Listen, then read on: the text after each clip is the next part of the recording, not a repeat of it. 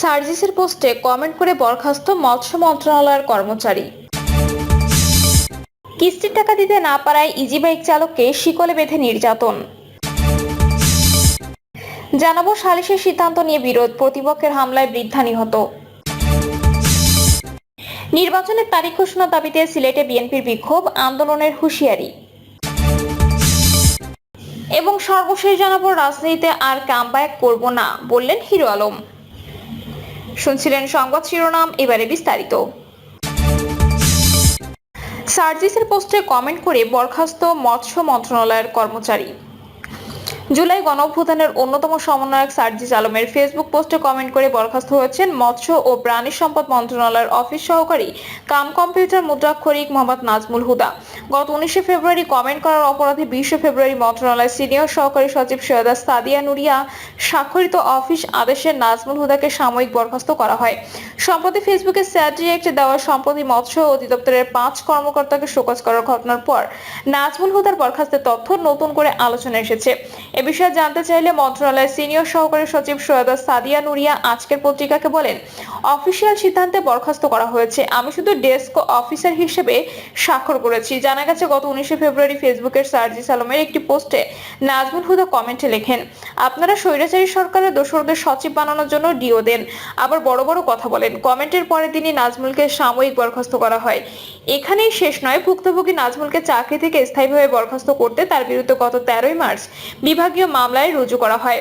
মামলার অভিযোগনামায় বলা হয়, আপনার উপরিউক্ত মন্তব্য বক্তব্য জাতীয় ঐক্য চেতনার পরিপন্থী, যা ব্যক্তি প্রতিষ্ঠান বা রাষ্ট্রকে হেয় প্রতিপন্ন, জনমনে অসন্তোষ বা অপ্রীতিকর মনোভাব সৃষ্টি করতে পারে মর্মে আশঙ্কা করা হচ্ছে। এ ধরনের অবিবেচনাপ্রসূত বক্তব্যে মাননীয় উপদেষ্টা মহোদয়গণের হেয় করা হয়েছে। প্রজাতন্ত্রের একজন দায়িত্বশীল সরকারি কর্মচারী হিসেবে আপনার ব্যক্তিগত ফেসবুক অ্যাকাউন্ট হতে এই ধরনের বক্তব্য বা মন্তব্য প্রধান সরকারি কর্মচারী শৃঙ্খলা ও আপিল বিধিমালা 2018 অনুযায়ী অসদাচরণের শামিল। কিস্তির টাকা দিতে না পারায় ইজি বাইক চালককে শিকলে বেঁধে নির্যাতন।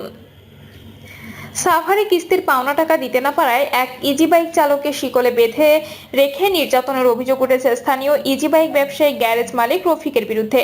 শরীরে শিকলের সঙ্গে 4টি তালা দিয়ে বেঁধে রেখে তাকে 3 ঘন্টা ধরে নির্যাতন করা হয়। পরে স্থানীয় কয়েকজন যুবক তাকে উদ্ধার করে। গত রোববার সকালে সাভারের হেমায়তপুর মধুরচর এলাকায় এ ঘটনা ঘটে। নির্যাতনের শিকার ওই ইজি বাইক চালকের নাম আজিজুল ইসলাম। সে জামালপুর জেলার সদর থানা এলাকা দুলাল মিয়ার ছেলে। ভুক্তভোগী আজিজুল ইসলাম জানায়, গত রোজার মাসে সে স্থানীয় গ্যারেজ মালিক রফিকের কাছ থেকে একটি ইজি বাইক ভাড়ায় চালানোর জন্য নেন। পরে ছিনতাইকারীরা ইজি বাইকটি চুরি করে নিয়ে যায়। এই ঘটনায় স্থানীয়রা বিচার সালিশ করে আজিজুলকে 70,000 টাকা জরিমানা ধার্য করে। এরপর থেকে তিনি প্রতিদিন ইজি বাইক চালিয়ে 500 টাকা করে কিস্তির মাধ্যমে এখনো পর্যন্ত 20,000 টাকা পরিশোধ করেন। জানা যায়, মাথায় আঘাত পাওয়ার কারণে শনিবার আজিজুল কাজে যেতে না পারায় দৈনিক 500 টাকা কিস্তি পরিশোধ করতে পারেনি। এর জের ধরে যাদুরচর এলাকায় ইজি বাইক ব্যবসায়ী ও গ্যারেজ মালিক রংপুরের রফিক রবিবার সকালে আজিজের বাসায় গিয়ে তার কোমরে শিকল পেঁচিয়ে 4টি তালা দিয়ে জানালার গ্রিলের সাথে আটকে রেখে যায়। বিষয়টি জানাজানি হওয়ার পর দুপুর 12টার দিকে প্রতিবেশী সহ স্থানীয় লোকজন এসে তালা ভেঙে ইজি বাইক চালক আজিজকে মুক্ত করে। এ বিষয়ে অভিযুক্ত রফিকের সঙ্গে যোগাযোগের চেষ্টা করা হলে তাকে পাওয়া যায়নি। সালিশের সিদ্ধান্ত নিয়ে বিরোধ, প্রতিপক্ষের হামলায় বৃদ্ধা নিহত। বরিশালের সালিশ বৈঠকের সিদ্ধান্ত মেনে না নেওয়ায় প্রতিপক্ষের হামলায় এক বৃদ্ধা নিহত ও 5 জন আহত হয়েছেন। এ বিষয়ে বরিশাল মহানগর বন্দর থানার 5 জনের নাম উল্লেখ করে মামলা করেন নিহত বৃদ্ধার নাতি জুলহাস খান। খোঁজ নিয়ে জানা যায়, ঘটনার কয়েকদিন আগে বরিশাল সদর উপজেলার কর্ণকাঠি চৈতন্য স্কুল সংলগ্ন নিজ বাড়িতে ঘর উত্তোলন শুরু করেন নিহত বৃদ্ধা সহ তার স্বজনরা। এ সময় প্রতিবেশী আবুল কালাম আজাদ তার ছেলে বানারীপাড়া ভূমি অফিসে কর্মরত সুজন হাওলাদার সহ বেশ কয়েকজন ঘর উঠাতে বাধা দেয়। এ দ্বন্দ্ব নিরসনে শুক্রবার রাতে বৃদ্ধার নিজ বাড়িতে সালিশ বৈঠকে বসে দুই পক্ষ।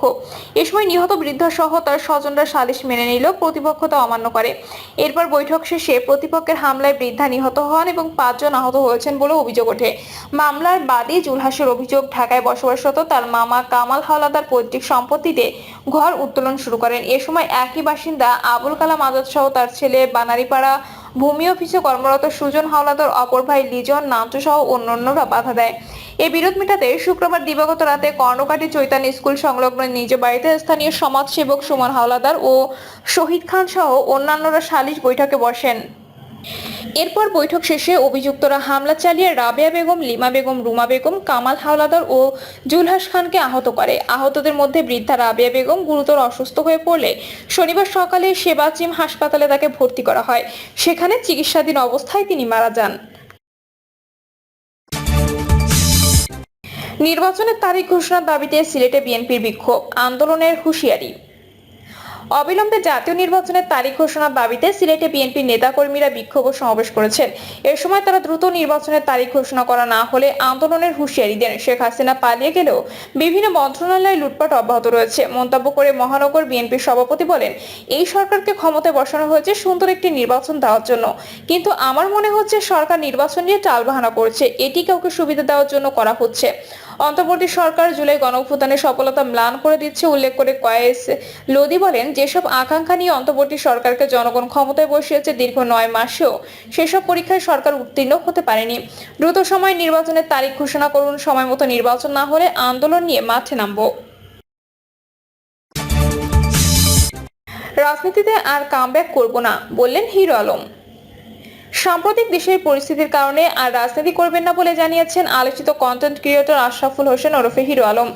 বিকেলে নারায়ণগঞ্জের সোনারগাঁ উপজেলার শম্ভুপুরা ইউনিয়নের দুর্গা প্রসাদ এলাকায় একটি সেলুন উদ্বোধন অনুষ্ঠানে তিনি এ কথা বলেন।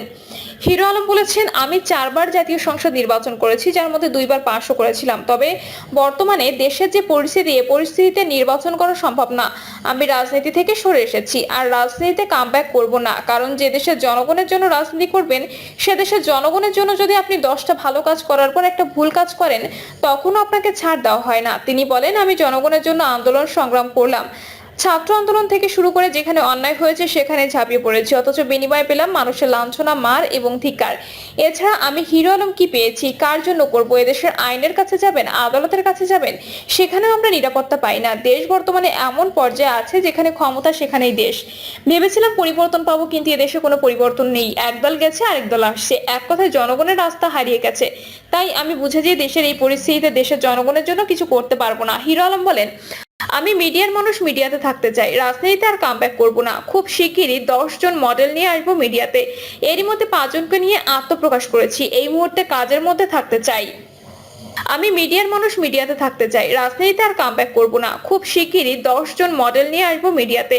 এরই মধ্যে 5 জনকে নিয়ে আত্মপ্রকাশ করেছি। এই মুহূর্তে কাজের মধ্যে থাকতে চাই।